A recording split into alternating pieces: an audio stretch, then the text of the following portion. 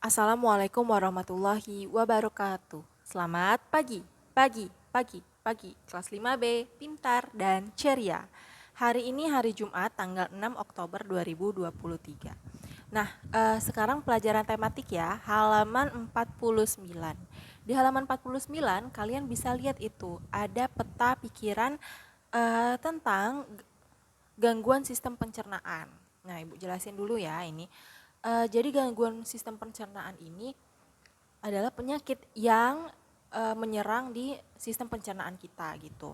Contohnya apa nih? Misal kalau di buku ini dia kasih tahu nih ada penyakit yang namanya MAH.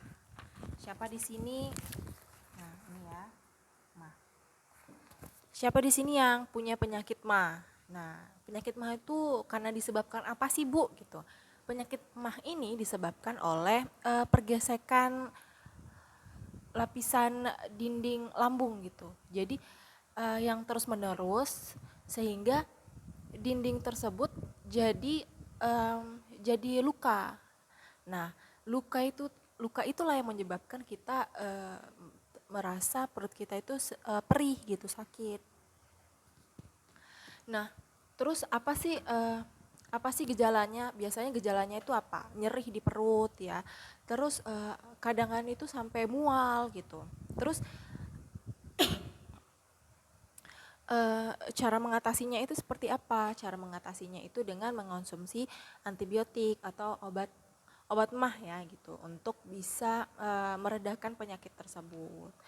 Nah, jadi itu salah satu gangguan sistem pencernaan yang Ibu contohkan misalnya MAH. Ada lagi tuh banyak sebenarnya penyakit sistem gangguan pencernaan. Jadi kalau Ibu contohkan itu ada MAH, ada diare, ada sembelit, ada usus buntu, ada batu empedu dan wasir. Jadi sistem pencernaan itu banyak ya penyakit-penyakitnya dan cara mengatasinya tuh sebenarnya kita banyak-banyak mengonsumsi makanan yang berserat, yang sehat gitu, yang banyak-banyak makan buah, banyak makan sayur, konsumsi protein secukupnya gitu, karbohidrat secukupnya dan ditambah dengan beberapa vitamin-vitamin. Nah, itu sih di halaman 49 nanti silakan kalian kerjakan. Ikuti sesuai yang di buku. Boleh dibuat peta seperti ini, boleh tidak. Terus nah, di halaman 50 itu ada gambar ya, ada penjelasan tuh tentang diare. Apa itu diare? Diare adalah buang air besar dengan tinja encer atau berair dengan frekuensi lebih sering dari biasanya atau normalnya. Bagaimana tuh tanda-tandanya? Tanda-tanda gejala yang biasanya menyertai penyakit diare itu buang air besar encer dan sering kram perut. Nyeri perut, demam dan adanya darah dalam tinja dan perut kembung. Nah, siapa di sini yang pernah mengalami diare? Pasti nggak enak ya. Nah, nah di sini di buku ini itu ada tuh cara langkah-langkah pembuatan obat diare secara alami itu. Ada setengah sendok teh garam, 6 sendok teh gula pasir dan 1 liter air. Pisang secukupnya untuk menambah kalium dan rasa. Nah, cara pembuatannya nih, larutkan gula dan garam dalam air hangat. Terus pisang dapat dilumatkan secukupnya atau dicampur atau dimakan begitu saja.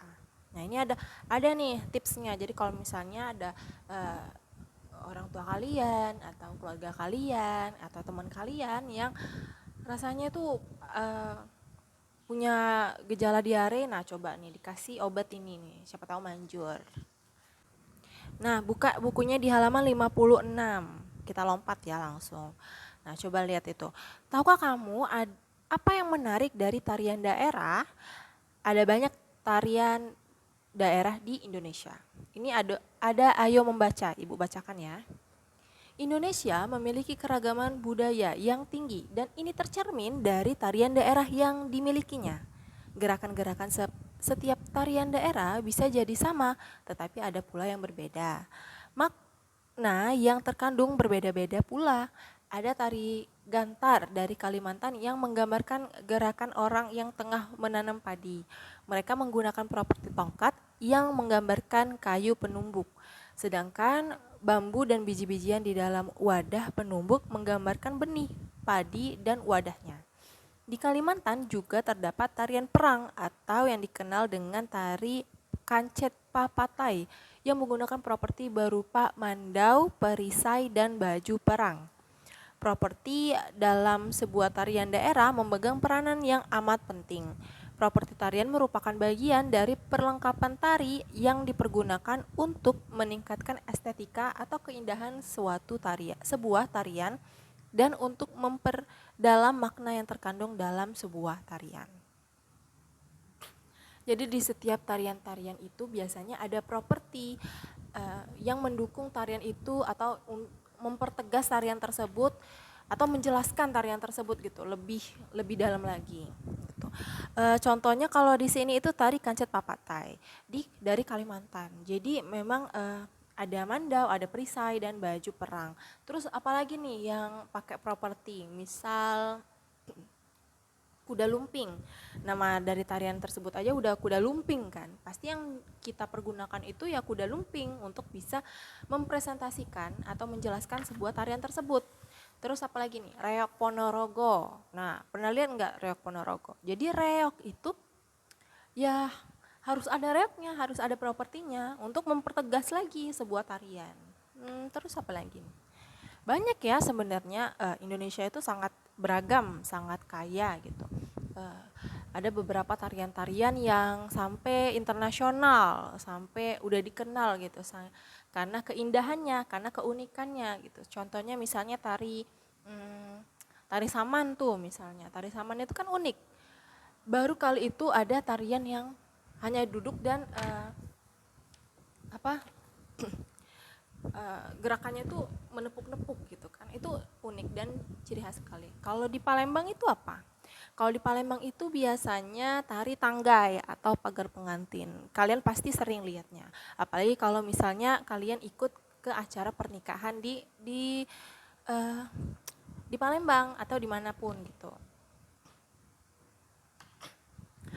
Itu pasti ada tarian penyambutan pengantin, tanggai, dan lain sebagainya. Jadi penting ya. Nah, di halaman 56 ini ada sebuah tabel. Coba kalian isi itu tari reok. Nah, ini udah dikasih contoh nih sama buku. Tari reok asalnya dari Ponorogo. Propertinya apa? Tari reok. Itu kan. Tari kuda lumping asalnya dari mana? Propertinya apa? Tari jaipong, tari baksa kembang, tari serampang 12, tari merak, dan tari topeng. Silahkan kalian tulis di buku tema kalian. Selamat mengerjakan.